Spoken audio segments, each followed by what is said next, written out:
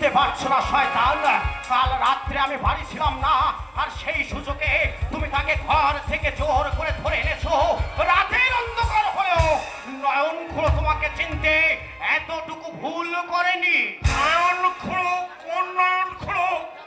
এখনো মিথ্যে দিয়ে সত্য ঢাকবার চেষ্টা করছো জানো, আর ভেবেছো তোমার বুদ্ধির খেলায় হাজার অপরাধ করেও এই সমাজের মধ্যমণি হয়ে বসে থাকবে।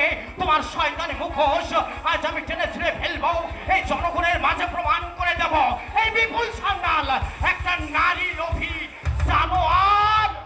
এতটা বাড়াবাড়ি করা বোধহয় তোমার ঠিক হচ্ছে না রমেশ। সত্যি তো, ছাড়ের মতো মহৎ মানুষকে এভাবে অপমান করা কোনো মানেই হয় না। মহৎ বলো শয়তান, কোন মহত্বের পরিচয় দিতে গিয়ে একটা কুমারী মেয়ের সাত স্বপ্নকে ধূলিসাৎ করে দিয়েছে? কোন সুনীতির বশবর্তী হয়ে একটা অসহায় মেয়ের আশা আকাঙ্ক্ষাকে গলা টিপে খুন করেছে? রমেশ, হতভাগী একরাশ রূপ নিয়ে এই গরিবের সংসারে জন্মেছিল, সেই অপরাধে কি তোমার জিজ্ঞাসার হাড়ি কাটে তাকে বলি হতে হলো?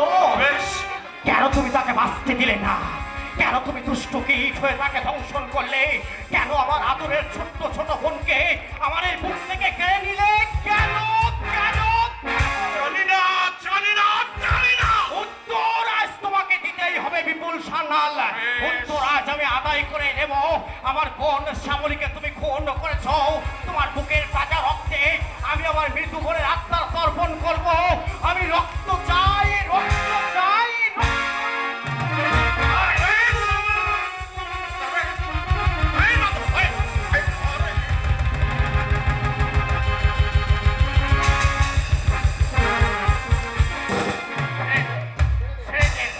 আজ আমি বলিয়া কোনো পাপ আমি মানব না। যে শয়তান আমার বোন শ্যামলীকে খুন করেছে, তাকে আমি এই পৃথিবীতে বেঁচে থেকে সুখ ভোগ করতে দেব না, কিছুতেই না। আর একবার তোমার চেষ্টা করবে না রমেশ খোসা, তাহলে কিন্তু আমার এই পিস্তলে গুলি তোমার এই বুকটাকে ছাঁচড়া করে দেবে। শয়তান! আতল আতল বলছি।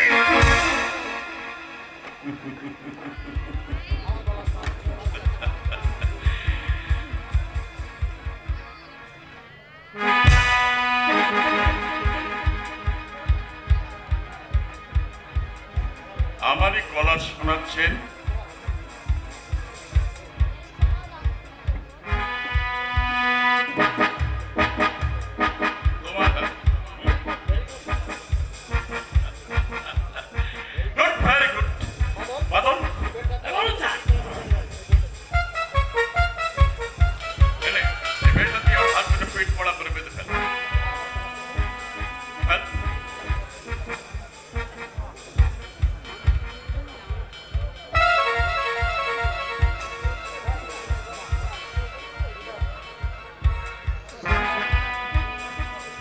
চেনটার পকেটের মধ্যে ঢুকাই দে।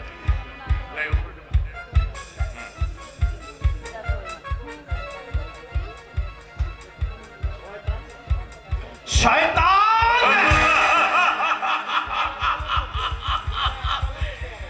বৃথাই আস্ফোরণ করছো রমেশ। সিংহের খাঁচায় যখন প্রবেশ করেছ, তখন শাস্তি তো তোমাকে পেতেই হবে। যা ওকে নিয়ে যাবা, আমি বলবামকে ফোন করে জানিয়ে দিয়েছি দুর্বৃত্ত চুরি করতে এসে বাবাল সমেত একেবারে হাতে নাতে। ঠিক আছে যা চলো। কতদিন আমাকে জেলের অন্ধকারে আটকে রাখবে শয়তান? তোমার ষড়যন্ত্রে জাল ছিন্ন করে অন্ধকার থেকে একদিন আমি আলোয় বেরিয়ে আসবো, আর সেদিন দেখবো কেমন করে তুমি পারো এই সমাজের বুকে মাথা উঁচু করে বাঁচতে। আমার এক ফুৎকারে নেমে যাবে তোমার জীবন দ্বীপ, তোমার আশার সৌধ আমি ভেঙে চূর্ণ বিচূর্ণ করে দেবো। এই প্রতিজ্ঞা পূর্ণ না হওয়া পর্যন্ত আমি নিশ্চিন্তে ঘুমিয়ে থাকবো না। অদৃষ্টের দোহাই দিয়ে চোখের জলে বুক ভাসিয়ে অপরাধীকে প্রশ্রয় দিয়ে এই সমাজকে আমি ধ্বংসের পথে ঠেলে দেবো না। একটা শ্যামলী গেছে যাক, আর 5টা শ্যামলীকে আমি শয়তানের লালসার শিকার হতে দেব না। কিছু চাই না, কিছু চাই না।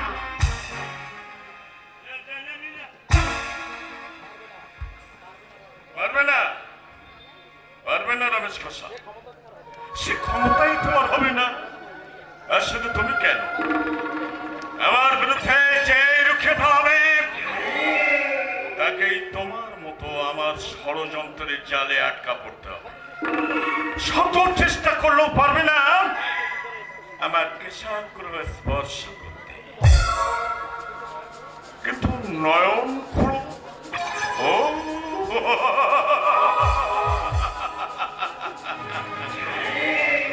টাকা দিয়ে নয়ন খোলার মুখ আমি চিরতরে বন্ধ করব। বন্ধ করবে দাদা? একই বিপন্ন তুই? এ কি সত্যি দাদা? কি সত্যি ভাই? তোমার নামে যে কারাঘুষো চলছে। ভাই আমার নামে কানাঘুষো, ওই সত্যি কি বলছিস ভাই? ছি দাদা ছি, এ কথা ভাবতেই যে আমার ঘৃণা হচ্ছে, লজ্জায় যে আমার মাটির সঙ্গে মিশে যেতে ইচ্ছা করছে। আমার দাদা, আমার পূজনীয় দাদা। বিপন্ন আমি আত্মহত্যা করলে তুমি কি শান্তি পাবে দাদা? তোমাকে শান্তি দিতে আমি তাই করবো। তুমি তবু তোমার কাছে আমার দু হাত ধরে অনুরোধ দাদা, তুমি এই ধরনের কাদার গায়ে মেখো না। তোমার কলঙ্ক যে আমি সইতে পারছি না, আর সইতে পারছি না আমি এক পিতৃপুরুষের অপমান। এসব তুই কি বলছিস ভাই?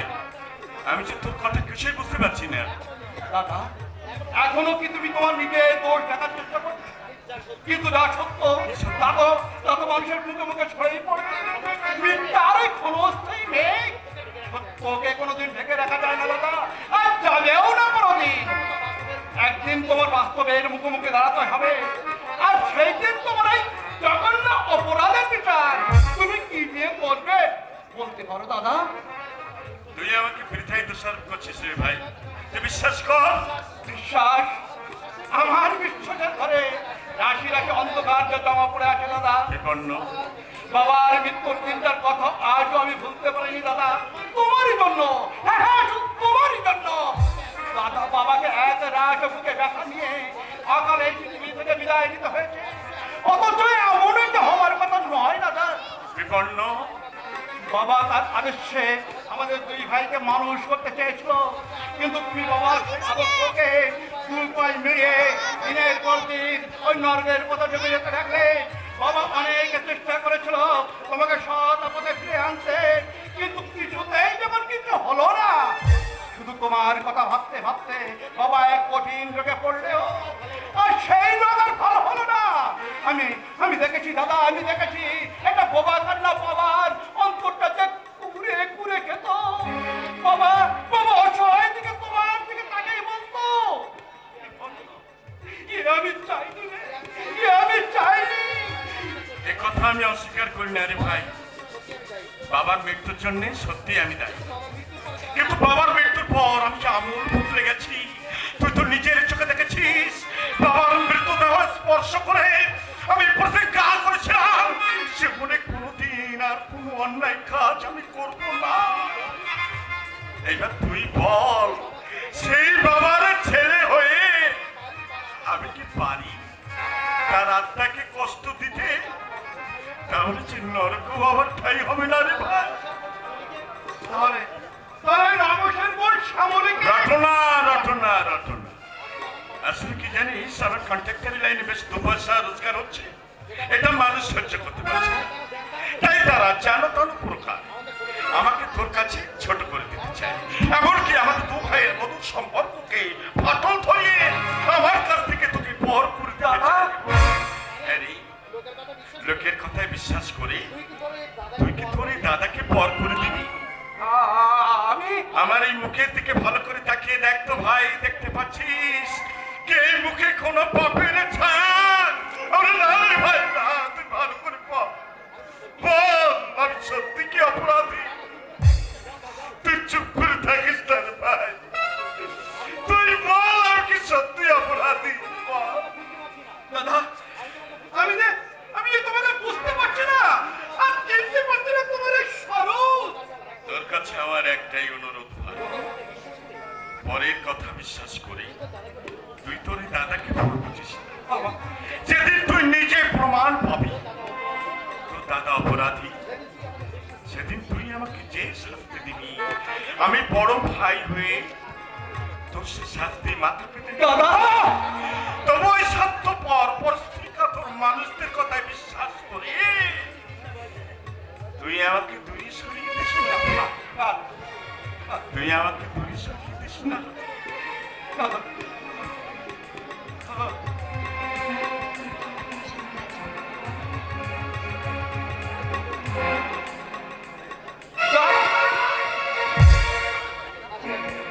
আচ্ছা আচ্ছা, আমার দাদা এতখানি পরিবর্তন হয়ে গেছে, কিন্তু ওরা যে বলছে না না না না না না না না, আমাকে দাদার উপর বিশ্বাস করতে বলবে না, আমাকে সজাগ দৃষ্টিতে দাদার উপর লক্ষ্য রাখতে হবে।